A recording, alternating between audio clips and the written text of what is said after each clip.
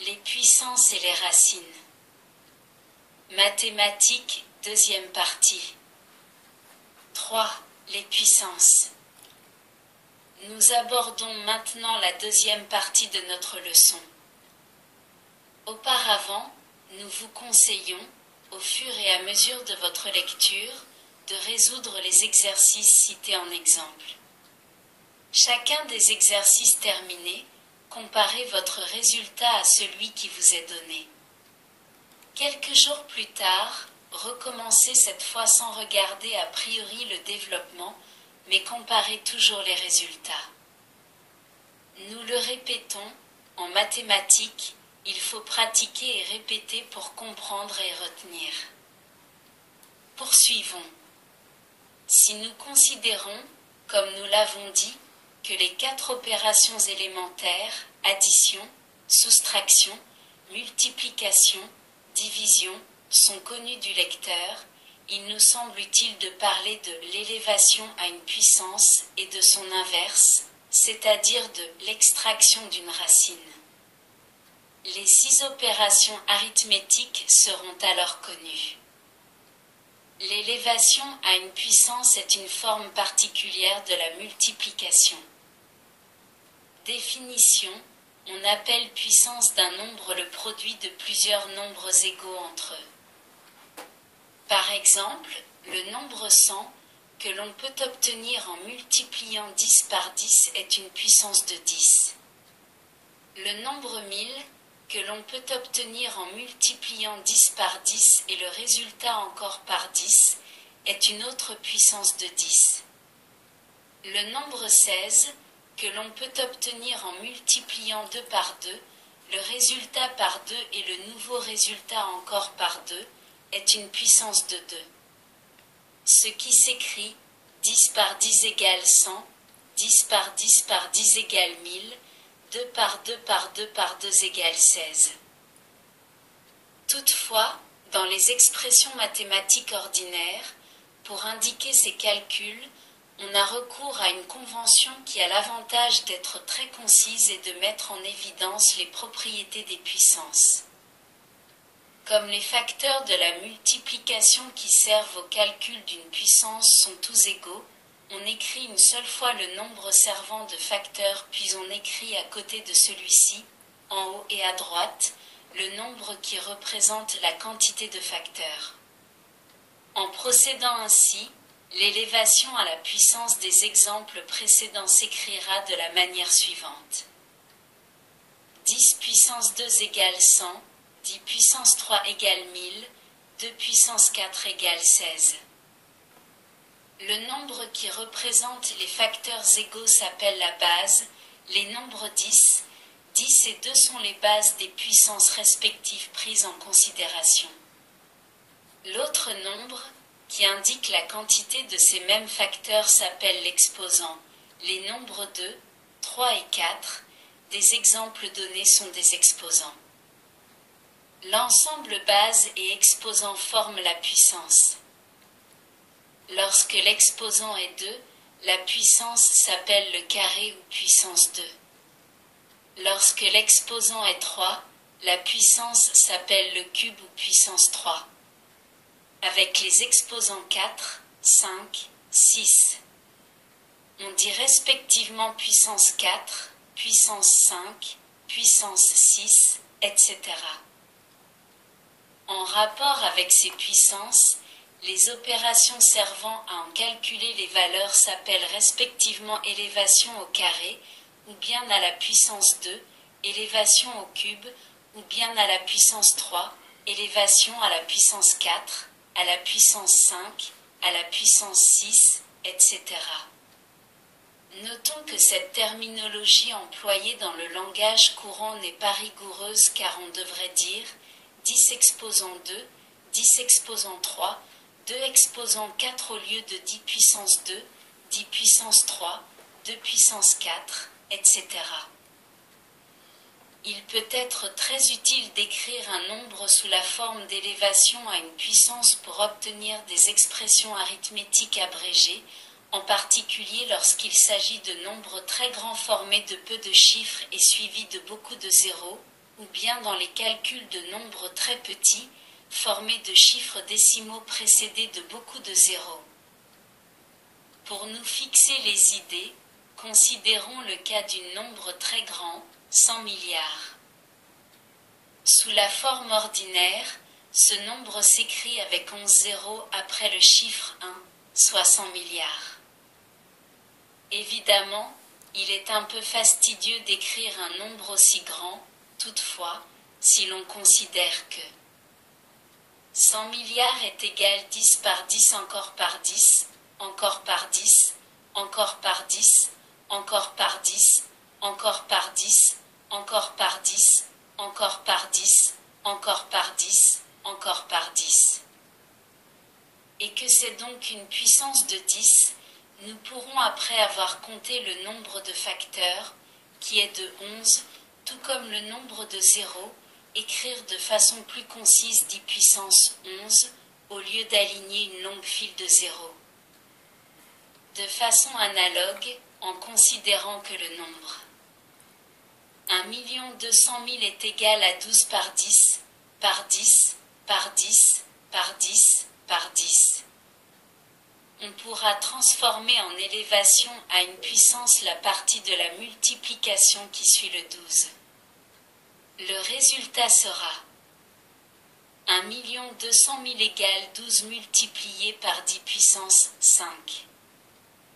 L'expression des nombres sous la forme d'élévation à une puissance, qui d'une façon très évidente est très utile pour abréger l'écriture, peut également entraîner une simplification notable des opérations arithmétiques lorsqu'on doit effectuer des calculs avec 2 ou plusieurs puissances.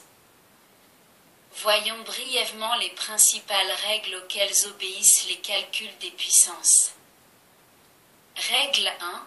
Le produit de 2 ou plusieurs ayant la même base est égal à une puissance ayant la même base et un exposant égal à la somme des exposants. Exemple.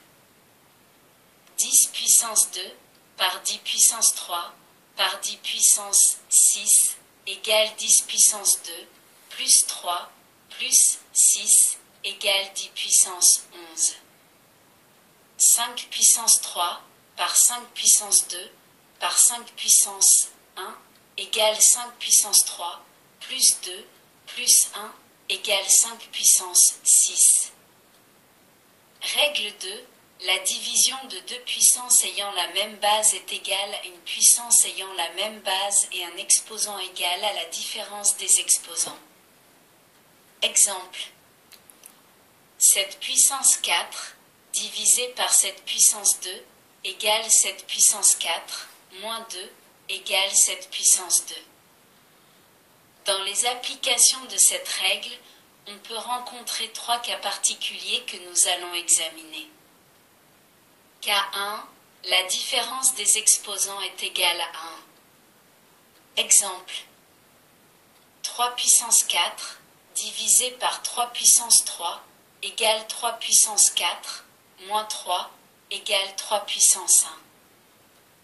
L'exposant de la puissance qui constitue le résultat de l'opération est égal à 1. Dans ce cas particulier, on a donc 3 puissance 1 égale 3, comme précédemment on avait 5 puissance 1 égale 5. Donc, l'exposant 1 signifie qu'il n'y a qu'un facteur unique.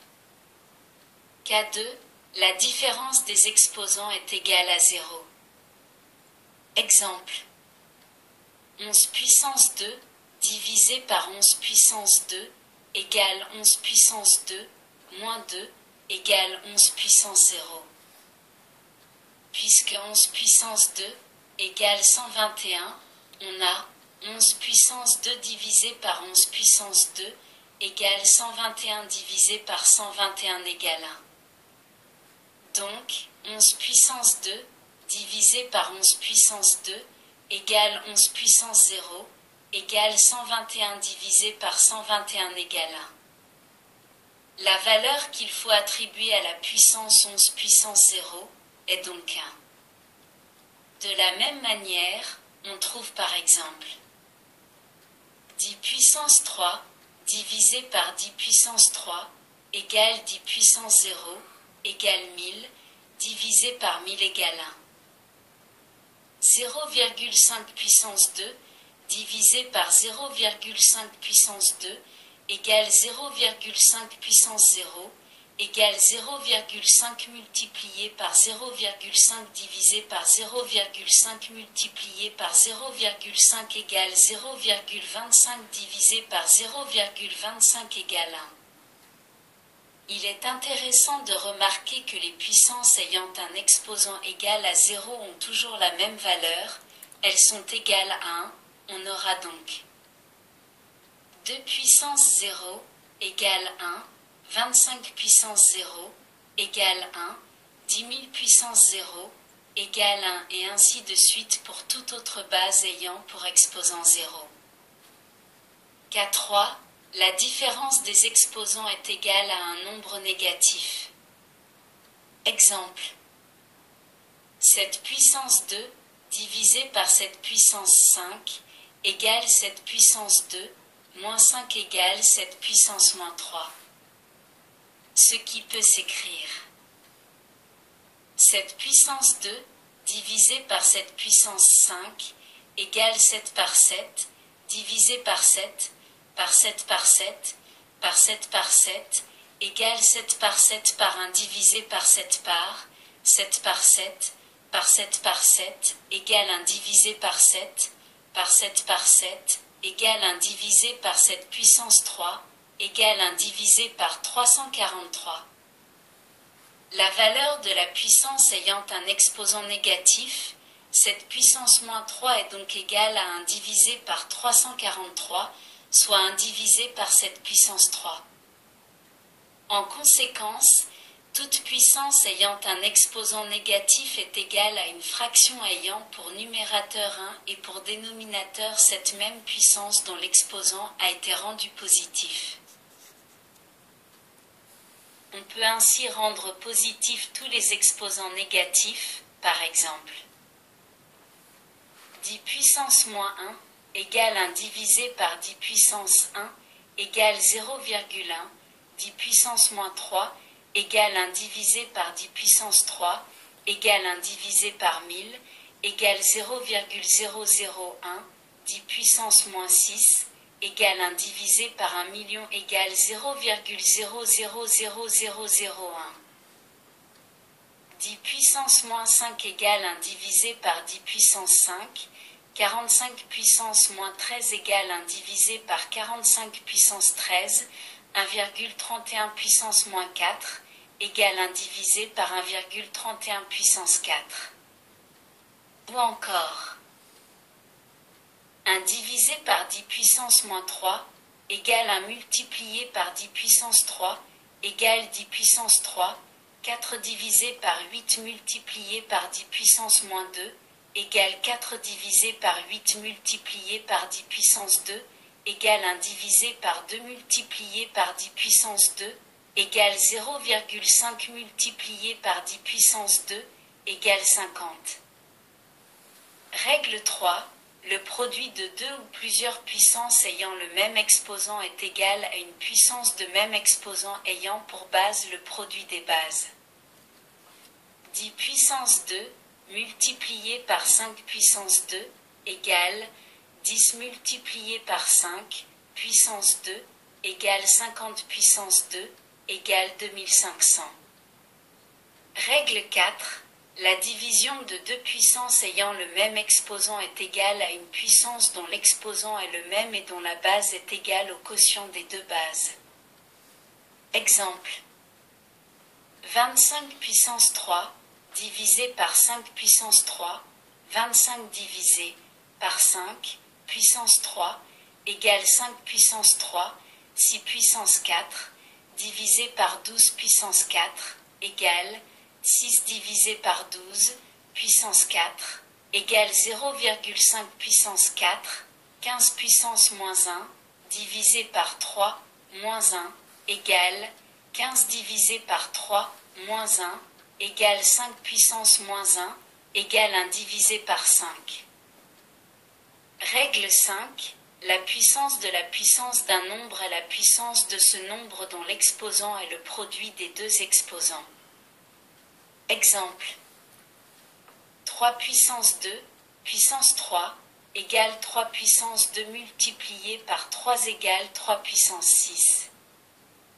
Bien que les racines fassent l'objet du paragraphe suivant, nous donnons la règle suivante. Règle 6. La racine d'une puissance est égale à la base de cette puissance ayant pour exposant le quotient du premier exposant par la racine. Exemple. Nous donnons ci-après un tableau récapitulatif des opérations sur les puissances. Nous avons, par cette occasion, une application du calcul littéral. Tableau récapitulatif. AM multiplié par AN multiplié par AP égale à M plus N plus P. AM divisé par AN égale à M moins N si M supérieur à N. AM divisé par AN égale 1 divisé par AN moins M si M inférieur à N. A1 égale A. A0 égale 1. AM multiplié par B, M multiplié par C, M égale A multiplié par B multiplié par C, M. AM divisé par BM égale A divisé par B, M. AM, N égale AM multiplié par N. 4. Les racines. L'extraction de racines est l'opération inverse de l'élévation à la puissance. Comme il y a des puissances 2, 3, 4. Il y a des racines deuxième ou carré, troisième ou cubique, quatrième. Dans la pratique, c'est la racine carrée que l'on rencontre le plus souvent. C'est donc elle qui sera plus particulièrement traitée dans les lignes suivantes. 4.1. Racine carrée. Définition. La racine carrée d'un nombre A est le nombre B qui, multiplié 2 fois par lui-même, sera égal à A. Exemple. La racine carrée de 9 est 3, car 3 multiplié par 3 égale 9. La racine carrée de 16 est 4, car 4 multiplié par 4 égale 16. La racine carrée de 25 est 5, car 5 multiplié par 5 égale 25. 4.2. Racine cubique. Définition. La racine cubique d'un nombre A est le nombre B qui, multiplié 3 fois par lui-même, sera égal à A. Exemple. La racine cubique de 8 est 2, car 2 multiplié par 2, multiplié par 2, égale 8. La racine cubique de 27 est 3, car 3 multiplié par 3, multiplié par 3, égale 27. La racine cubique de 64 est 4, car 4 multiplié par 4, multiplié par 4, égale 64. 4.3. Racine quatrième, cinquième. Définition.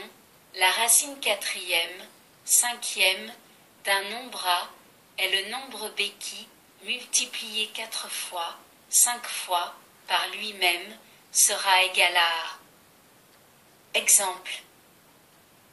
Racine quatrième de 16 est 2, car 2 multiplié par 2, multiplié par 2, multiplié par 2, égale 16. Racine cinquième de 243 est 3, car 3 multiplié par 3, multiplié par 3, multiplié par 3, multiplié par 3, égale 243.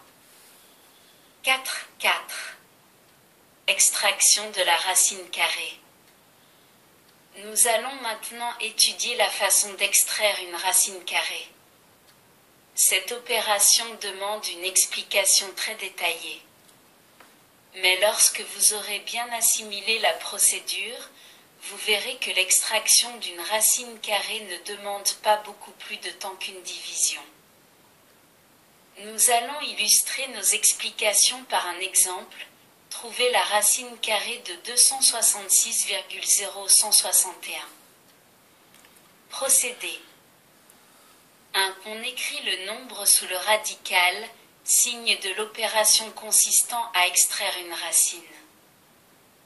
Comme on l'a dit, l'indice 2, qui devrait distinguer la racine carrée des racines à indice supérieur, 3, 4, 5, est omis. 2. On sépare le nombre donné en tranches de 2 chiffres en partant de la droite vers la gauche, s'il s'agit comme dans notre exemple d'un nombre décimal, en partant à droite et à gauche de la virgule. 2. 66,01. 61. Il peut arriver que le dernier groupe à gauche soit constitué d'un seul chiffre, comme le 2 de notre exemple. La même chose pourrait arriver au dernier groupe à droite de la virgule.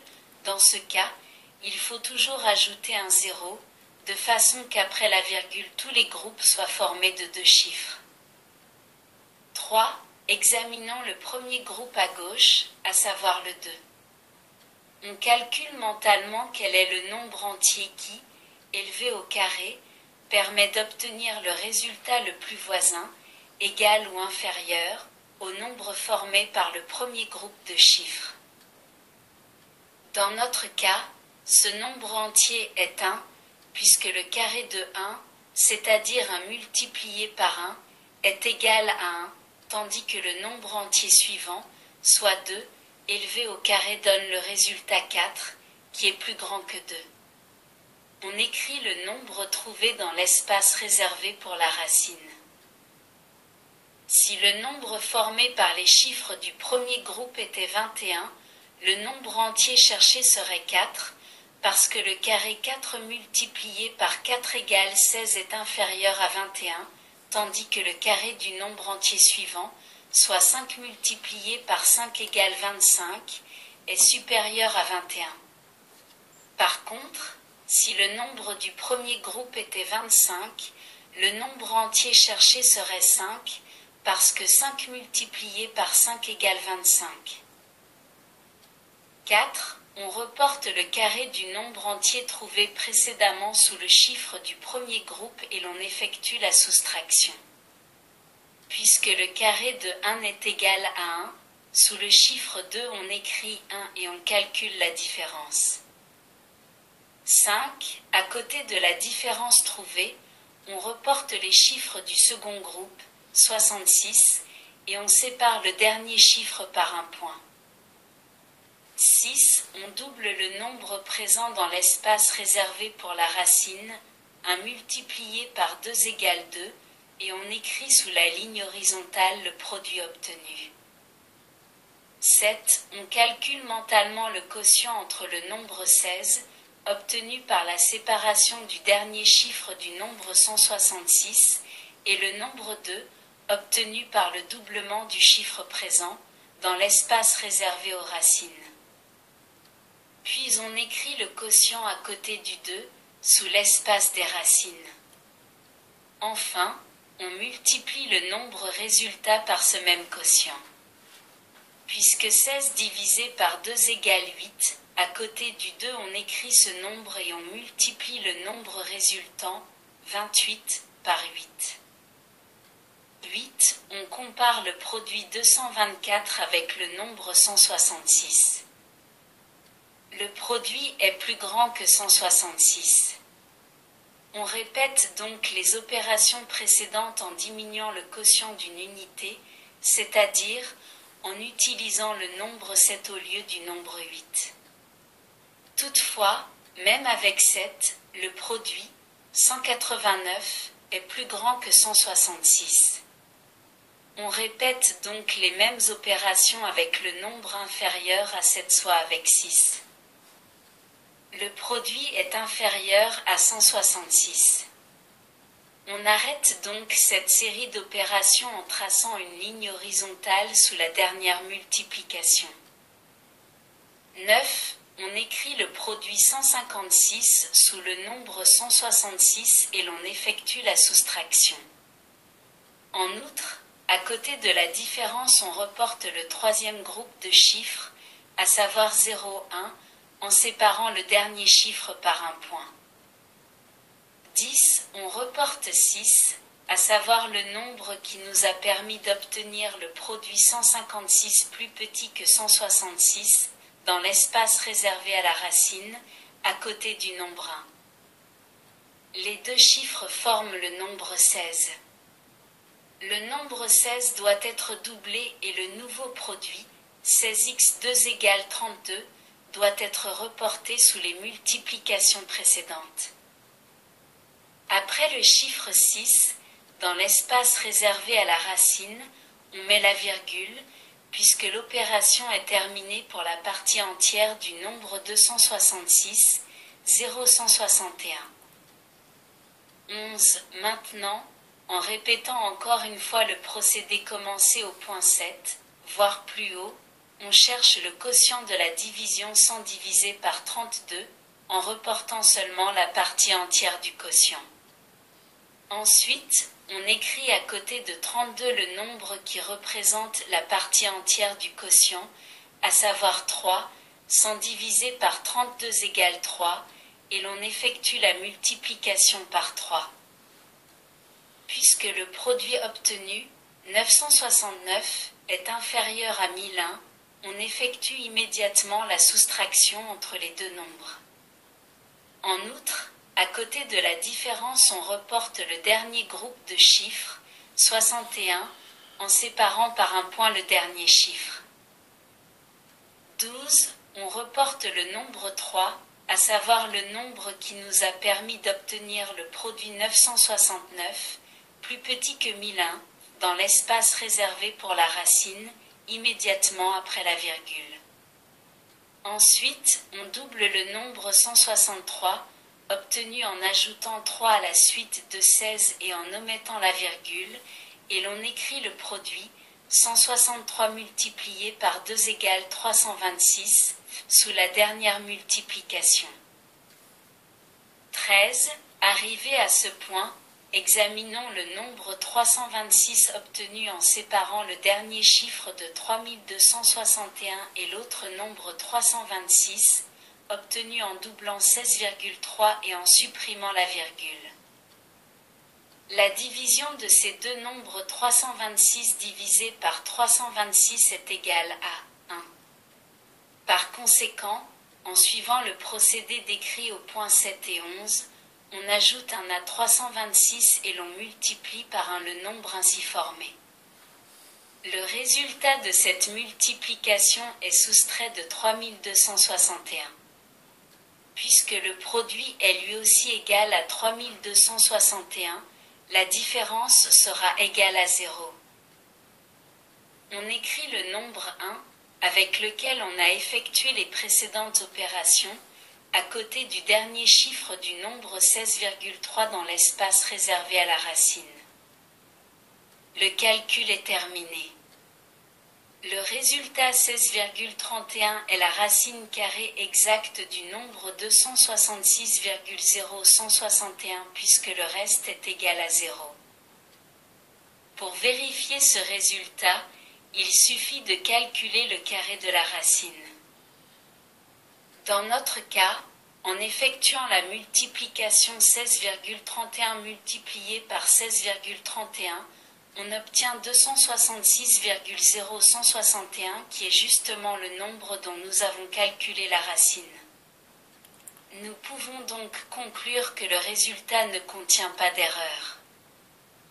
Pour nous exercer, effectuons, sans en décrire toutes les opérations, le calcul de la racine carrée du nombre 179. Le résultat obtenu est 13, mais puisque l'opération a un reste, 10, le nombre 13 n'est pas la racine carrée exacte de 179. Dans des cas de ce genre, On peut poursuivre l'opération pour trouver d'autres décimales qui, ajoutées à la racine entière, forment un nombre aussi proche que possible de la valeur exacte de la racine. À cette fin, on ajoute la virgule après le dernier chiffre du nombre dont on cherche la racine.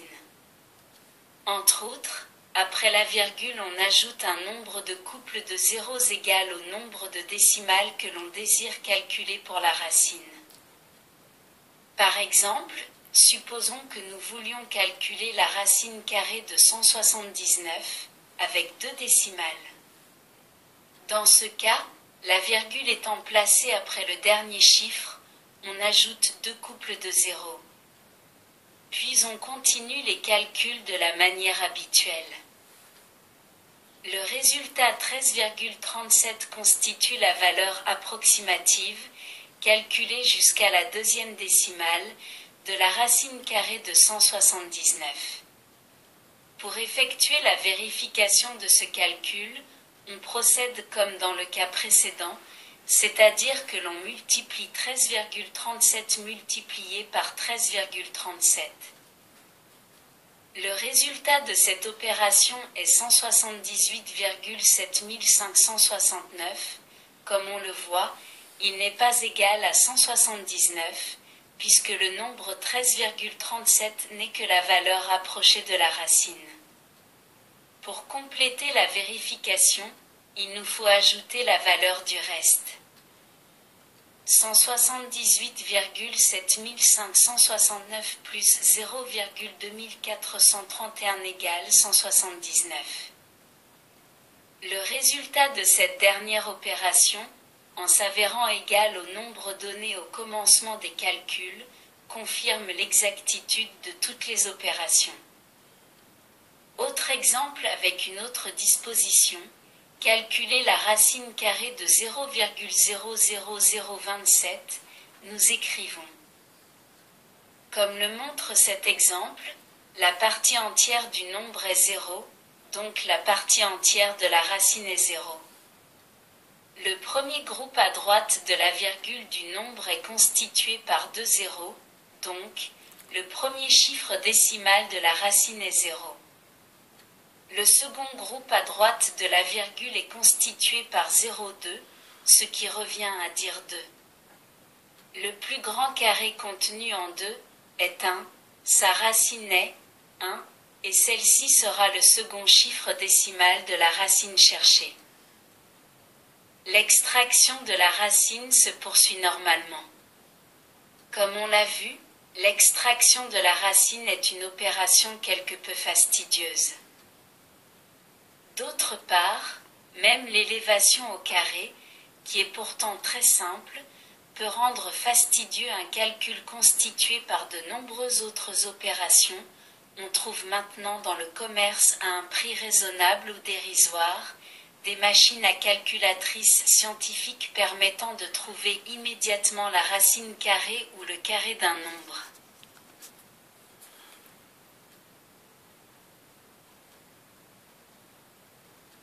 Merci de votre écoute. À bientôt.